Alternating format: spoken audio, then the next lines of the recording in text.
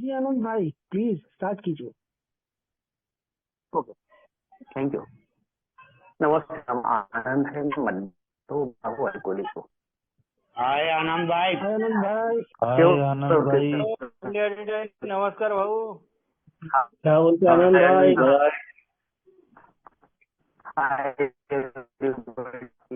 जी राव आनंद भाई केवल और थोड़ा नेटवर्क में आइए, आवाज एल्कोहलिक आपकी एनोनिमस शूट कर रही है। आवाज नहीं आ रही तो बराबर। अभी अभी ठीक है, हाँ जी। अभी प्लीज करिए। हाँ जी, अभी ठीक है। वॉल्यूम कम करके रखा था, ठीक है ना।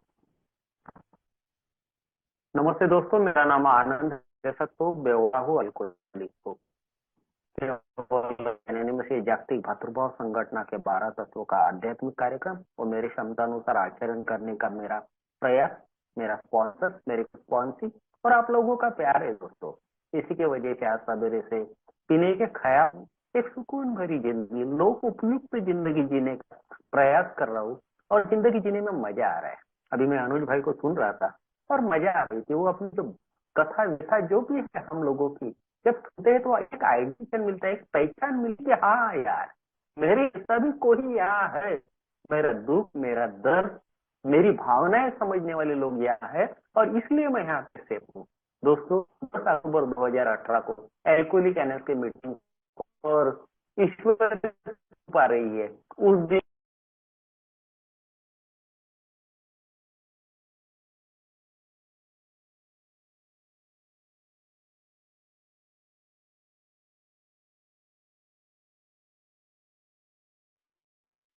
आनंद भाई आप म्यूट हो गए हैं। मिनट, मेरा नेटवर्क का इशू हो गया था। चलो ठीक है, अभी आ रहा आवाज? हाँ जी आ रही आवाज? तो दोस्तों, आज का विषय है, और मैंने जैसे अभी मैं कह रहा था कि 10 अक्टूबर 2018 को एल्कोहलिक एनर्जी की मीटिंग को आया था और उस वक्त से अभी तक के वापस पीने की जरूरत नहीं पड़ी। इसकी वजह है कि आज का ये जो सब्जेक्ट है कदम तीसरा, और कदम तीसरा कहता है कि मेड ए डिसीजन। कदम तीसरा कहता है कि made a decision to turn our will and our life toward the God of our understanding. मतलब मैंने ये निर्णय किया है, मैं निर्णय करता हूं, ये डिसीजन मैं करता हूं कि मेरा जीवन और मैं, मेरी इच्छाएं, मैं ईश्वर जिसको मैं समझा हूं उसके प्रति अर्पित करता हूं, उसके अनुसार चलने का मैं प्रयास करूंगा। अब ऐसा डिसीजन मैं करता हूं और इन चीजों को थोड़ा गहराई से समझने का जब प्रयास किया तो दोस्तों, जो सोबराइटी मुझे मिलती है उसकी शुरुआत होती है। मुझे पता चलता है कि मेरे लिए क्या जरूरी है और क्या जरूरी नहीं है।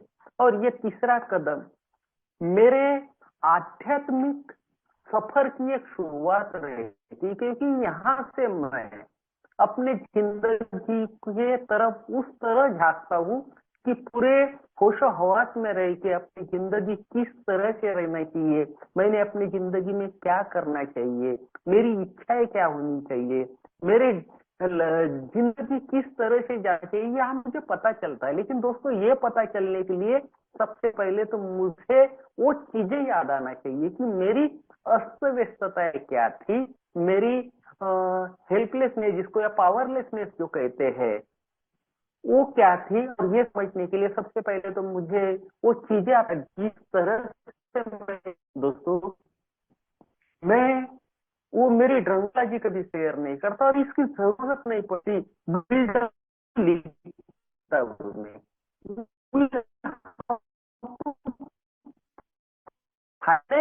मेरे पीने की या मेरे पीने की या मेरे आवाज ब्रेक हो रहा अनुज भाई।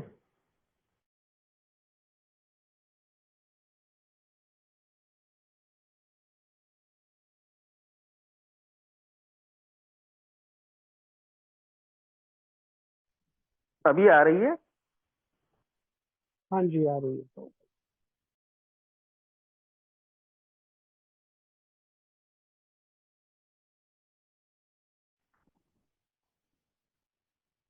हेलो, अभी आ रही? जी जी आनंद भाई, आ रही है। अभी आ रही क्या? हाँ जी, हाँ जी। हेलो, हाँ, आपकी आवाज आ रही है, आप बोलिए ना। हेलो। हेलो हेलो, आपकी आवाज आ रही है। आनंद, आपकी आवाज आ रही है, आप बोल सकते हैं।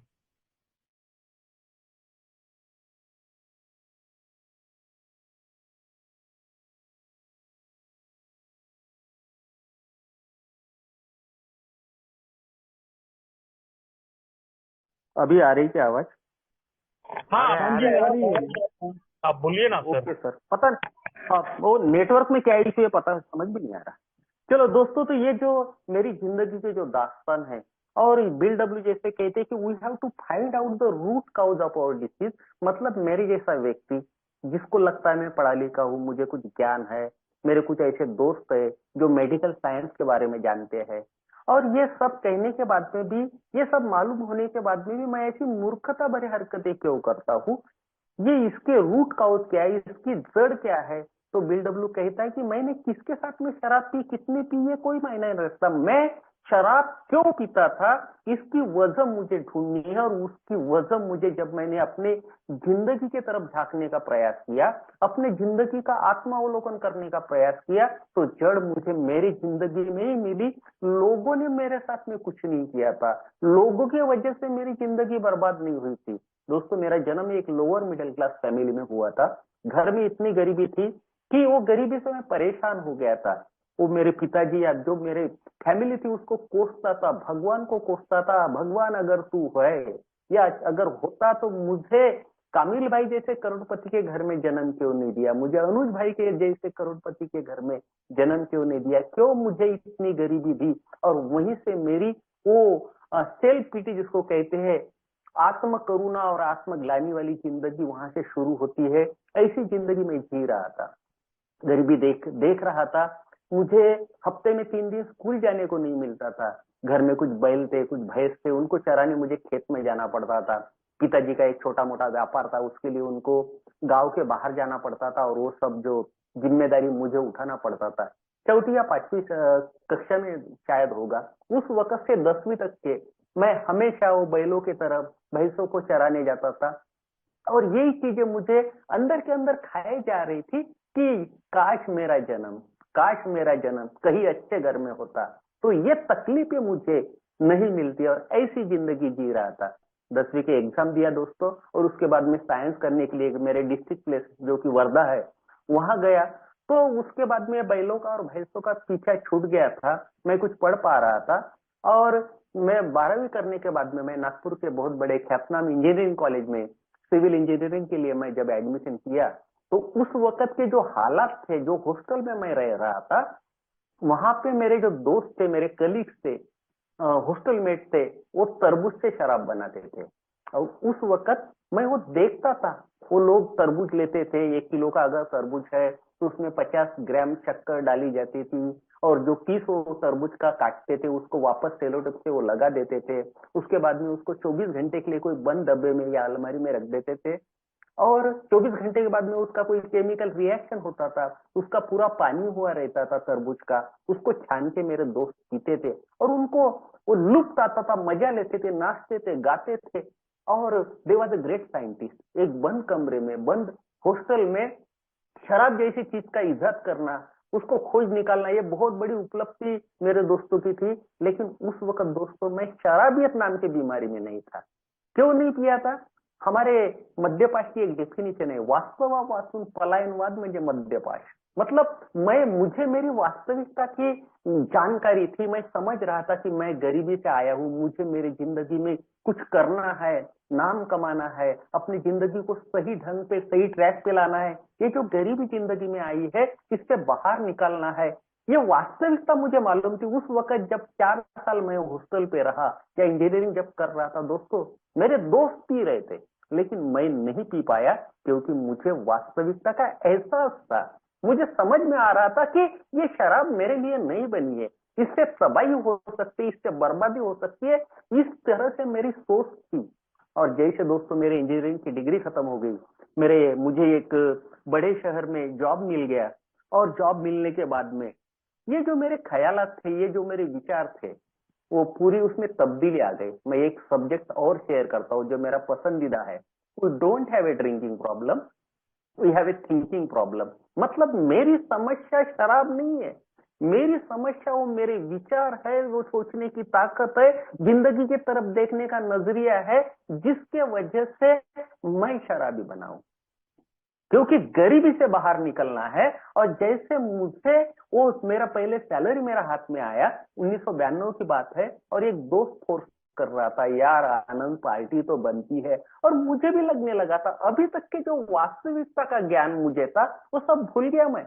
ये मेरे विचारों को लगी हुई बीमारी है, ये मेरे जिंदगी की तरफ देखने के नजरिए को लगी वाली बीमारी है। उस वक्त मेरे विचार बदल गए। क्या हर्ज है यार, अभी तो सब आसान हो जाएगा, जिंदगी बहुत अच्छी हो जाएगी, वो खुशी जो मुझे चाहिए थी सब मिलेगी। मैं भी वो ख्वाब देखने लगा था, मेरा भी कामिल भाई जैसा 1-2 करोड़ का घर होगा, मेरा भी अनुज भाई जैसा BMW का गाड़ी मेरे पास में होगा। मुझे भी लगता था मेरी बीवी माधुरी दीक्षित या दिव्या भारती जैसी सुंदर होंगी। Living upon a basis of unsatisfied demand, I was in a state of continuous frustration and disturbances. मतलब ये जिंदगी की जो अतृप्त इच्छाएं थी, जिसको मैं पूरा करना चाहता था, वो जब पूरी नहीं होती है दोस्तों, तो मैं अस्वस्थ हो जाता था, चिड़चिड़ा हो जाता था, बेचैन हो जाता था। और यहाँ है मेरी वो डिसीज, क्योंकि शराब के कारण नहीं था ये, मेरे साथ में पढ़ने वाले कुछ मेरे दोस्त जिनके परसेंटेज मुझसे कम थे, I was a merit level student, और वो लोग थे उनके परसेंटेज कम थे, लेकिन वो बहुत सामने निकल गए, डिप्टी कलेक्टर बन गए, प्रिंसिपल बन गए, प्रोफेसर बन गए, और मैं साला फटीचर इंजीनियर होके बैठा। क्या कमाता हूँ तो एक 5 फिगर वाला पेमेंट भी नहीं मेरे हाथ में आता है। खुद को कोसता हूँ, खुद के प्रति जो मेरी आत्मग्लानि है, सेल्फ पिटी है, ये तकलीफें जैसी जैसी बढ़ती गई दोस्तों, शराब कम नहीं हुई। 1992 में मैंने पहली बार पिया था, और 2011 तक के दोस्तों मैं क्रॉनिक लेवल का ड्रिंकर बना। शराब मेरी जरूरत बन गई, और इतनी जरूरत की अगर नहीं पीता हूं तो जी नहीं पाता हूं, पीता हूं तो भी नहीं जी पाता हूं। अभी अनुज भाई जैसे शेयर कर रहे थे, उनके अनुभव और मेरे अनुभव में ज्यादा फर्क नहीं है, 19-20 का फर्क होता है। इसलिए मैं ड्रंकोलॉजी शेयर नहीं करता, क्योंकि सबकी तकलीफें अलग है, सबकी जो बॉटम हिट जो करता है हर व्यक्ति, वो उसका अलग अलग हो सकता है। दोस्तों एल्कोहलिक एनस में आने के पहले 2011 की बात मैं जब करता हूं, तो उस वक्त तक के शराब मेरी जरूरत बन गई थी। और वजह ये थी कि मैं जो मेरी जिंदगी में था उससे उस वक्त भी खुश नहीं था। शराब क्यों पीने की जरूरत पड़ रही थी। आज वही जिंदगी है, वैसे ही लोग मेरे साथ में काम कर रहे, वही बच्चे है, वही परिवार है, वही समाज में आज मैं रहता हूं। लेकिन 7 साल 21 दिन हो गए दोस्तों, शराब पीने की वापस जरूरत नहीं पड़ी। तो अभी मैं ये जो जिंदगी मेरे पास में है, उसको जैसी है वैसे स्वीकार कर पाया, उसको एक्सेप्ट कर पाया। और ये सब किया है एल्कोहलिक एनोनिमस ने। वो कैसे करता है, कैसे होता है मेरे जैसे व्यक्ति के साथ में, वो तो बाद में आएंगे अनुभव। लेकिन 2011 की जो जिंदगी थी, और 2011 से 2015 तक के दोस्तों मैंने धुआंधार बैटिंग करी। जैसे हमारे IPL में छक्के और चौकों की बौछार होती है, वैसा मेरा पीना था। कुछ भी सही नहीं था, जो भी डिसीजन मैं लेता था, जो भी कुछ करने का प्रयास करता था, हर चीज गलत होती थी। लोगों के साथ में संबंध हर वक्त मेरे स्वार्थ के कारण खराब होते थे। मुझे वो फ्रस्ट्रेशन इतना आया था कि कभी कभी लगता था साला क्या जिंदगी जी के क्या फायदा है। ऐसी जिंदगी जो किसी के काम नहीं आ सकती, खुद के काम नहीं आ सकती, ऐसी जिंदगी जी के क्या करूंगा। कभी कभी सुसाइड करने के, खुदकुशी करने के ख्याल आते थे। लेकिन दोस्तों एक बेवड़ा बहुत ही क्या बोलते उसको, भयग्रस्त जिंदगी जीता है, डरावनी जिंदगी होती है, उसमें वो करेज ही नहीं होता, वो धैर्य, वो हिम्मत नहीं होती कि खुदकुशी कर ले। मैं भी ऐसे दौर से गया हूँ। खुदकुशी करने के विचार आना और खुदकुशी करने के लिए जो हिम्मत लगती है वो होना, इसमें बहुत फर्क है। और मेरे पास में वो हिम्मत नहीं थी। BW लिखता है किताबों में, lack of power is our dilemma, शक्ति का अभाव, यही हमारी सबसे बड़ी समस्या रही है। उस वक्त खुदकुशी करने की भी ताकत मुझ में नहीं थी, लेकिन जिंदगी को इस तरह से ढो रहा था। एक पंक्ति में अगर मैं मेरे अपनी जिंदगी का अगर मैं उसको बयान करूं तो क्या करूंगा कि खुद की लाश खुद के कंधों पे रखकर जो जिंदगी जी रहा था, वो जिंदगी मेरी थी। लाश बन गया था, कहीं खुशी नहीं, कहीं कुछ नहीं है जिंदगी में, कुछ नहीं बचा है, हारा है, थका है, totally hopeless state of mind. शरीर से अच्छा था दोस्तों।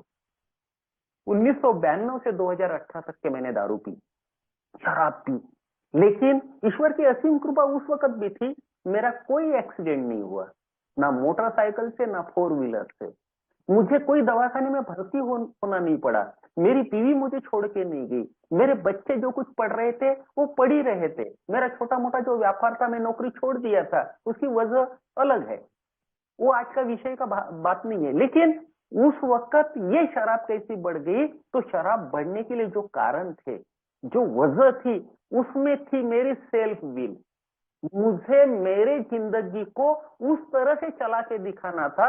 मैं नौकरी छोड़ दिया था, त्याग पत्र दिया था, कोई वजह जो हो गई थी, तो मुझे ये समाज को या मेरे परिवार को दिखाना था कि अगर मुझे वेल सेटल्ड लाइफ जीना है, मुझे करोड़पति जैसी जिंदगी जीना है, तो मुझे गवर्नमेंट नौकरी करने की क्या जरूरत है। मैं I have a potential, I have a power, I have efficiency, I have a capacity. ये जो मेरा आई जो था, मैं जहां लात मारूंगा वहां पानी निकाल सकता हूं, ये मेरा ओवर कॉन्फिडेंस, इसके वजह से मैंने जिंदगी को तहस नहस कर दिया। जो मुझे चाहिए था वो कुछ भी नहीं मिल रहा था, और जिंदगी ऐसे फिसल रही थी जैसे रेत मुट्ठी में से फिसलती है, वैसे मेरी जिंदगी फिसल रही थी 2011 से 2015 तक की। इसलिए मैं धुआंधार बैटिंग कर रहा था। जिंदगी जीने का पर्पज ही नहीं था, सेंस ऑफ पर्पज जिसको कहते हैं। जिंदगी क्यों जीने का, क्योंकि हर जो काम मैं अच्छा करना चाहता हूँ वो बिगड़ता जा रहा था। जिंदगी में कहीं खुशी नहीं थी, मेरे संबंध लोगों से खराब हो गए थे, किसी के काम में तो आने की भावना मुझ में थी नहीं, खुद की मदद कर पाना मेरे बस की बात नहीं थी। हमेशा वो डर जिंदगी में, वो क्या होगा, कैसा होगा, क्या मैं अभी अपनी जिंदगी सही तरह से चला पाऊंगा, ये जो डर थे, ये सब था। इसके वजह जैसे जैसे डर बढ़ते गए दोस्तों, मैंने और एक गलती करी थी जो व्यापार में करता था, उसमें उधार कितना देना, लोगों को क्रेडिट में माल कितना देना, इसका कंट्रोल मेरे हाथ में नहीं था। मैं अपनी सेल्फ व्हील चलाने का जो प्रयास कर रहा है, तो इसके वजह से मैंने जो उधार बांट दिया था दोस्तों, ये फिगर बहुत ज्यादा मायना नहीं रखता, लेकिन जो मैंने गलती की वो आपके सामने रखता हूं कि मैंने 40 लाख का उधार बांट दिया था। बात 40 लाख की नहीं, मैंने उधार बांटा था, लेकिन कितना, मेरी औकात क्या है और मैं कितना उधार बांटना चाहिए या क्या करना चाहिए, ये मुझे समझ में नहीं आ रहा था।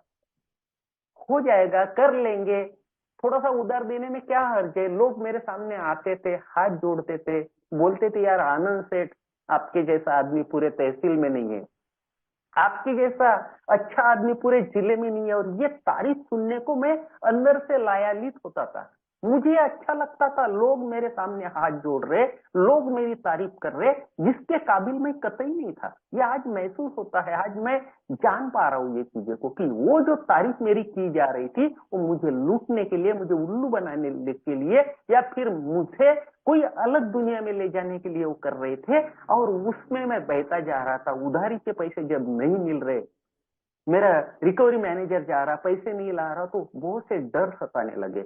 और डर हमारे आत्मा को लगी हुई बीमारी कहते हैं।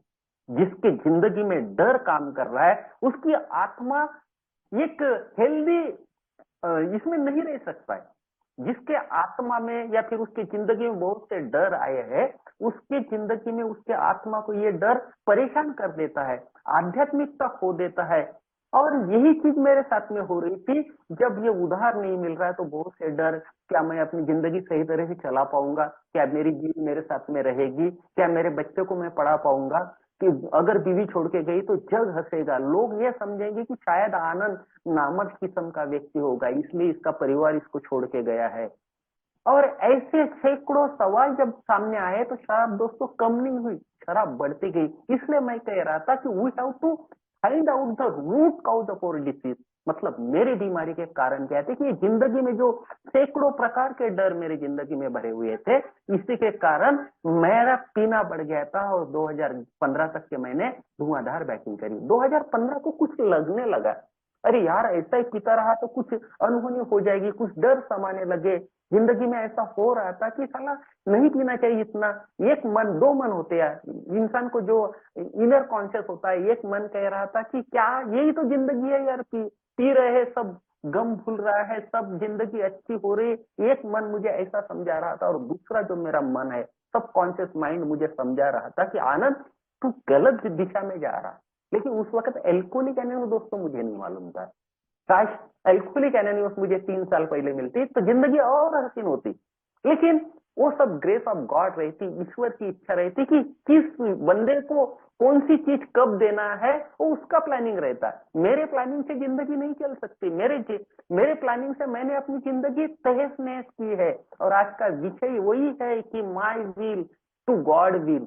आज का जो तीसरा कदम जो है, तो ये मुझे क्या बताता है कि made a decision to turn our will and our life toward the God of our understanding। मतलब मेरे जिस ईश्वर को मैं समझ रहा हूं, या जिसको मैंने जाना है, या जिसके तरफ जिसको मैं ईश्वर मानता हूँ, हायर पावर मानता हूँ, उसके हिसाब से जिंदगी चलाना है। लेकिन ये डिसीजन लेना इतना छोटी सी बात नहीं रही थी मेरे जैसे बेवड़े में, क्योंकि जब तक के मुझे एहसास नहीं होता कि मैं अपनी जिंदगी को सही तरह से नहीं चला पा रहा हूं, जब मैं अपने उन चीजों को देखता हूं कि शक्तिहीनता, पहले कदम में मुझे वो शक्तिहीनता के बारे में पता चलता है, और शक्तिहीनता से आने वाली समर्पण की भावना, मतलब शक्तिहीनता से आने वाली समर्पण की भावना और अस्त व्यस्तता से आने वाली वास्तविकता की पहचान,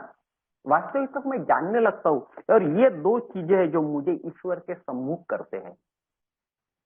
क्या तकलीफ है, जब तक कि मैं ये कबूल नहीं कर पाता कि मैं सही तरह से कंट्रोल में शराब नहीं पी सकता, मैं अपनी जिंदगी सही तरह से नहीं चला सकता, ये ताकत मेरे पास में नहीं है, मैं शक्तिहीन हूं जिंदगी सही तरह से चलाने में। जो चीज परिस्थिति मेरी जिंदगी में आई है उसको सही तरह से चलाने में मेरे पास कोई ताकत नहीं। ये शक्तिहीनता के सामने मैं समर्पण कर देता हूँ, हाथ टेकता हूँ, घुटने टेक देता हूँ कि नहीं हो सकता है, नहीं हो रहा मुझसे। ये पहली चीज है।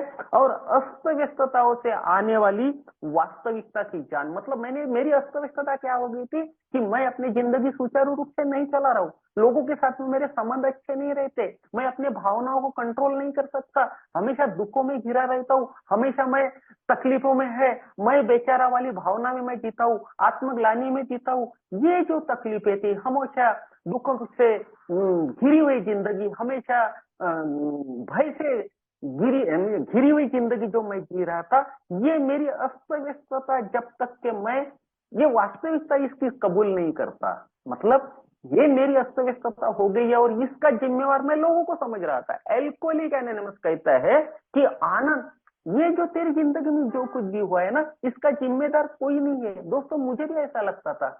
जो 40 लाख का उधार मैंने बांटा था, उसमें से 26,11,323 रुपए लोगों ने डुबा दिए, वो मैं वसूल नहीं कर पाया। ये लोग अगर मेरे साथ में अच्छा रहते, मेरी उधारी या मेरे पैसे मुझे वापस करते, तो मुझे शराब पीने की क्या जरूरत पड़ती, ऐसा ही मुझे लगता था।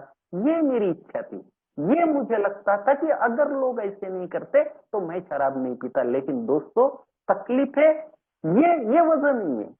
वजह तो कुछ अंदर है कि जो जिस तरह से मुझे जिंदगी चाहिए था, मुझे करोड़पति जैसा जिंदगी जीना था, मुझे सेठ बन के जिंदगी जीना था, और जब ये पैसे मेरे पास में नहीं, मैं सर्वाइव नहीं कर पाऊंगा, जिंदगी सही ढंग से नहीं जी पाऊंगा, बच्चों का जो पालन पोषण करना है, उनका एजुकेशन करना है, वो नहीं कर पाऊंगा, बीवी छोड़ के गई तो लोग कितना हंसेंगे, ये जो सैकड़ों प्रकार के डर थे, इसने मेरे आत्मा को कलुषित किया था।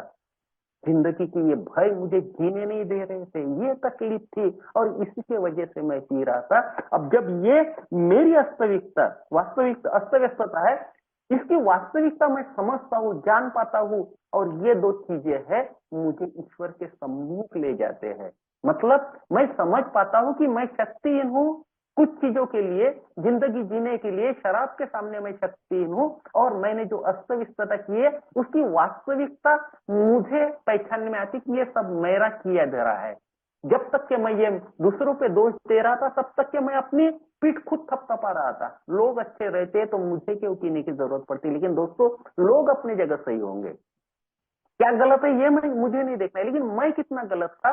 मुझे लोगों के मेरे सामने जोड़े वाले वो हाथ, मुझे कहा जाने वाला सेठ जी वाला शब्द, मुझे कोई साहब कहते थे, कोई मुझे आनंद भाऊ कहते थे, मेरे सामने हाथ जोड़ते थे, तो मुझे ऐसा लगता कि आई एम अ डिफरेंट, मैं कोई भगवान हूं यार। और ये एजिंग गॉड आउट ईगो जो मेरा था, ये मेरी तकलीफ थी। जिंदगी जीती थी तो बाकी लोगों के भावनाओं के साथ में मुझे कुछ लेन देन नहीं। जो परिवार मेरे साथ में है, जी रहा है, उनके भावनाओं के साथ में मुझे कोई लेन देन नहीं है। सिर्फ मैं अपनी खुशी चाहता हूँ, अपनी जिंदगी अपने तरह से जीना चाहता हूँ। ये कोई पिक्चर का डायलॉग है दोस्तों, मेरे मन को भाया, मैंने कुत्ता काट के खाया। इस तरह की मेरी विलिंग कैसी थी, मेरी इच्छा ऐसी थी कि ऐसा ही होना चाहिए। जैसा मैं सोचता हूँ ऐसी जिंदगी चलेगी तो मेरी जिंदगी है, और ऐसी नहीं है तो लोगों ने मुझे बर्बाद किया, लोगों की वजह से मैं परेशान रहा। तो यहाँ पे जो चीज मैं कह रहा था कि शक्तिहीनता से आने वाली समर्पण की भावना और अस्त व्यस्तता से आने वाली वास्तविकता की जान मुझे ईश्वर के सम्मुख ले जाती है। और ये पहले कदम में जब ये दो चीजें मैं समझता हूँ तो मुझे लगने लगता है कि power greater than us, power greater than us restore me to sanity. अब देखो दोस्तों, तकलीफ कहां पे है। अब शराब नहीं पी रहा हूं, अल्कोहलिक एनोनिमस में गया, जो चीजें आप लोगों ने मुझे बताई, छोटे छोटे टूल्स एंड टिप्स आप लोगों ने मुझे बताए, मुझे हाउ का फार्मूला बताया गया, मुझे हॉल्ट का फार्मूला बताया गया, उसका implementation one day at A time के तौर पर एक दिन के आधार पर मुझे जिंदगी में लगाने के लिए कहा, तो शराब तो रुक रही थी दोस्तों। मतलब मुझे सोब्रिटी मिल रही थी, और सोब्रिटी मतलब शारीरिक स्वास्थ्य है। अब दूसरी चीज आती है कि यहां बोला जाता है कि पावर ग्रेटर देन अस या power greater than me can restore you to sanity. अब ये सैनिटी जो है, ये सैनिटी क्या है कि ये मेरे मानसिक स्वास्थ्य के तरफ मुझे लेके जाती है। अगर मैं सैनिटी मुझे मिली है तो मेरा मानसिक स्वास्थ्य बराबर हो रहा है। लेकिन मानसिक स्वास्थ्य सिर्फ जिंदगी नहीं है, तो इसके सामने भी एक चीज है जिसको हम सेरेनिटी कहते हैं, आत्म शांति, सुकून। और ये आत्मिक स्वास्थ्य की बात करता है। सेरेनिटी की बात जब हम लोग करते हैं तो सेरेनिटी मुझे चाहिए, और सेरेनिटी मुझे कौन दे सकता है? तो जो आत्मा डरों से भरा हुआ है, जो आत्मा भयभीत है, उसमें सेरेनिटी कैसे आएगी? और मुझे यही बताया जा रहा था कि आनंद, ये जो जिंदगी में अस्त व्यस्तता जो हो गई है, ये तेरे सेल्फ विल के कारण हुई है, तेरे जिंदगी को अपने तरह से चलाने के वजह से हुई है। 3 नैसर्गिक प्रवृत्ति की बात मुझे अल्कोहलिक एनोनिमस में आने के बाद में पता चली। वो 3 नैसर्गिक प्रवृत्ति थे। सुरक्षा प्रवृत्ति जिसको सर्वाइवल इंस्टिंक्ट कहते हैं हम, दूसरी थी सोशल इंस्टिंक्ट, सामाजिक प्रवृत्ति है, और तीसरी है लैंगिक प्रवृत्ति, सेक्सुअल इंस्टिंक्ट। इन तीनों नेचुरल इंस्टिंक्ट का उपयोग मैंने अपने मन मर्जी से करने का प्रयास किया। क्या वाकई मैं 2 करोड़ का घर बनाने के काबिल था? क्या मैं BMW जैसी गाड़ी लेने के काबिल था? क्या मेरी औकात इतनी थी, या मैं इतना अच्छा खूबसूरत था, या मैं इतना हैंडसम था कि मुझे माधुरी दीक्षित या दिव्या भारती जैसी बीवी मिले? पॉसिबल ही नहीं था। लेकिन मेरे जैसा बेवड़ा वो सब चीजों का ख्वाब देखता है जिसकी उसको उसकी औकात नहीं होती। औकात से बड़े बड़े ख्वाब देखना, वास्तविकता से भागना, वास्तविकता से दूर हो जाना, यही मेरे बीमारी का रूट काउज है। क्योंकि मुझे मेरे औकात का पता ही नहीं थी, और मैं बड़े बड़े ख्वाब देख रहा था। और जब वो ख्वाब पूरे नहीं होते तो अस्वस्थता, चिड़चिड़ापन, बेचारापन, मैं बेचारा दुखों का मारा। और फिर ये दुर्गुण मेरे साथ में काम करता है, मैं जिंदगी को सही कर लूंगा, I will run right, I have a capacity, I have a potential. ये सब आई जो है, ये तकलीफें जैसी जैसी बढ़ती गई, शराब बढ़ती जा रही थी। अब अल्कोहलिक एनोनिमस कहता है कि तेरी जिंदगी तहस नहस करने में किसी दूसरे का हाथ नहीं है। जब तक के तू अपनी इच्छा और अपना जीवन ईश्वर के हवाले और उसके मर्जी से नहीं चलाएगा, तब तक के तेरी जिंदगी में कोई बदलाव नहीं आने वाला है, कोई तब्दीली नहीं आनी है। जो सेरेनिटी की बात अभी तू कर रहा था आनंद, ये सुकून, ये आत्म शांति उसी वक्त तुझे मिल सकती है जब तू अपने जिंदगी का कंट्रोल किसी और के हाथ में देगा। दोस्तों जैसा बताया जा रहा था, मुझे स्पॉन्सर लेना पड़ा, जरूरत थी, स्पॉन्सर लिया, तो स्पॉन्सर बोलता है कि आनंद तेरी जिंदगी के 3 पहलू है यार, ये 3 पहलू। तो मैं बोला कौन से बॉस, बताओ कौन से 3 पहलू है। तो तेरा जो सोशियल जो इंस्टिंक्ट है, या फिर जो तेरा सामाजिक दायित्व है, या फिर तेरा काम धंधे की जो जगह है वो एक जगह, तेरा घर गृहस्थी, और तीसरा एल्कोहलिक एनोनिमस। ये 3 चीजों की जगह तुझे ये करना है कि अगर घर में तेरी बीवी तेरे से बीवी अगर बड़ी है या माँ बाप अगर बड़े हैं, तो उनके हिसाब से तू ये प्रैक्टिस तो कर। उन्होंने मुझे बताया कि 3 महीने आनंद तुझे क्या करना है, तो घर में मेरे परिवार में जो भी कुछ जिसको मैं मानता हूँ वो बोलेगा वैसा 3 महीने उसकी मर्जी से मुझे जिंदगी चलाने के लिए मेरा स्पॉन्सर कह रहा था। फिर जहां मैं काम करता हूँ, जो व्यापार मैं करता हूँ, वहां पे मैं जिसको मानता हूँ, जिसको मैं गुरु समान समझता हूँ, जो मेरे से अच्छा बिजनेसमैन है, जो अच्छी तरह से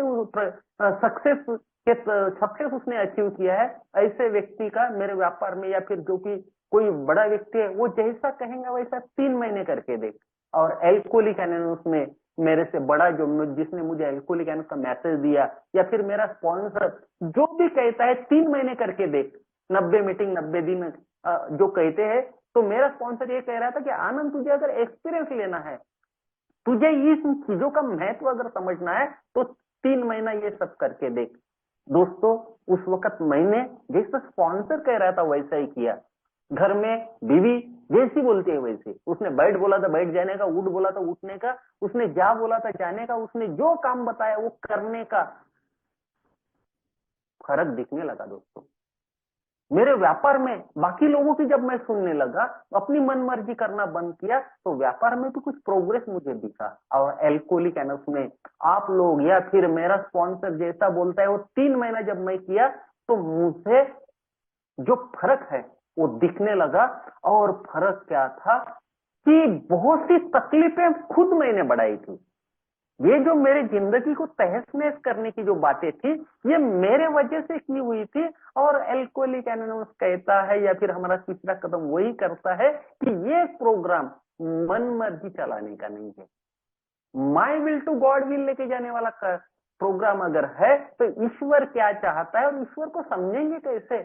तो वो अपना जो कुछ ऑर्डर मुझे देना है, या फिर मुझे कुछ चीज समझानी है, तो ईश्वर तो खुद मेरे से बात नहीं करेगा, लेकिन मेरे परिवार का कोई व्यक्ति, मेरा स्पॉन्सर या आप लोगों के माध्यम से मुझे मेरे सवाल का जवाब मिलता है। और उसके लिए मुझे हर वक्त लर्न टू लिसन करना है, मुझे सुनने की प्रक्रिया में आना है, मुझे हर वो चीज सुननी है पूरी एकाग्रता से कि आप लोग क्या बताना चाहते हैं। क्योंकि आपके अनुभव के माध्यम से, आपके मुख से ही ईश्वर मेरे से बात करता है, और वो मुझे सुनना पड़ेगा। और वो जब मैं करता हूं तो तब्दीली आती है दोस्तों। लेकिन प्रोग्राम यही खत्म नहीं होता।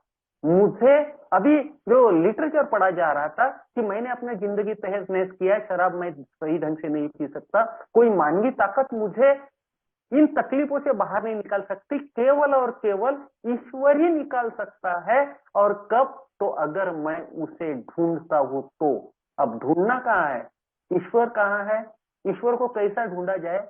तो जो चीज गंदी है, मतलब मेरी आत्मा जो थी बहुत गंदी थी, बहुत खराब थी, और ये खराब जगह पे, गंदी जगह पे ईश्वर का वास हो ही नहीं सकता। तो मुझे हाउस क्लीनिंग के लिए कहा गया। मेरा स्पॉन्सर बता रहा था कि आनंद तुझे अपनी जिंदगी में झांकना पड़ेगा, तेरी तकलीफों की वजह और किन किन लोगों के साथ में तूने कैसे रिलेशन रखा, क्या क्या किया तूने। तो that was a cool examination of damages occurred during the life and sincere effort to look after them with an approved perspective, लिखता है बिल डब्ल्यू। यहाँ मेरी मनमर्जी नहीं चलेगी, मुझे पूरी ईमानदारी से, पूरी निडरता से अपने जिंदगी का वो लेखा जोखा लिखना है।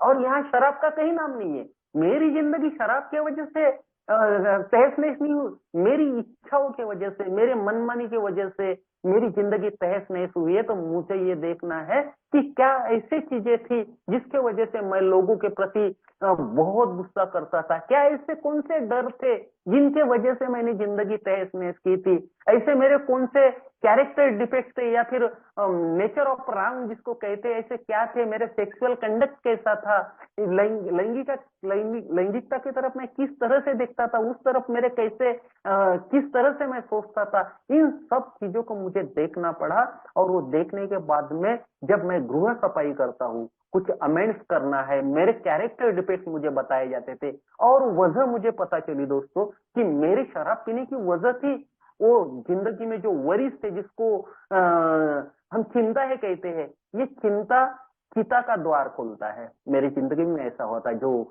चिंताएं मेरी जिंदगी में बड़ी थी, और वो चिंताएं क्या थी कि चिंता वो बातचीत है जो अपने आपस में उन बातों को करते हैं जिन्हें आप बदल नहीं सकते। चिंता के बारे में जब मैं सोचता हूँ कि चिंता वो अपने आप से की गई वो बात है जो मैं बदल नहीं सकता, इसमें ईश्वर का कहीं कहीं नाम निशान नहीं है। लेकिन इसका तोड़ मेरे पास में है। एल्कोहलिक एनोनिमस बताता है कि प्रार्थना एक चीज है। प्रार्थना वो बातचीत है जो आप ईश्वर से उन बातों पर करते हैं जिन्हें वह बदल सकता है। जिसको आप नहीं बदल सकते उसको ईश्वर बदल सकता है, और प्रार्थना वही बातचीत है जो आप ईश्वर के साथ में करते हैं।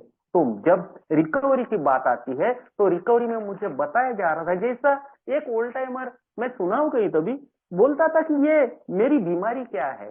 तो मेरी बीमारी अगर एक लाइन में बोलने का जाओ तो शराबियत बीमारी एक शारीरिक आधार, मानसिक धार और नैतिकता निराधार की बीमारी है।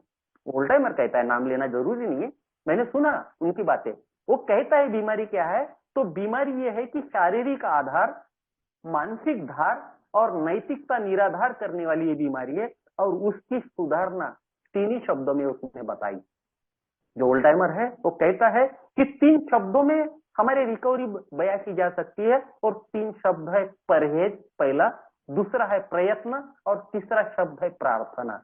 अगर मैं शराब से पहला घूंट जो है, फर्स्ट ड्रिंक डजंट डैमेज, कोई भी वजह से मेरे अंदर जाने के लिए मैं परहेज करता हूँ, अपनी मानसिकता सुधारता हूँ, अपनी आध्यात्मिक प्रगति करता हूँ, अपना आत्मिक स्वास्थ्य अच्छा रखता हूँ, हेल्दी रखता हूँ, मेरा स्पिरिचुअल हेल्थ जो अगर अच्छी रखता हूँ, तो मैं परहेज करूंगा, शराब से दूर रहूंगा।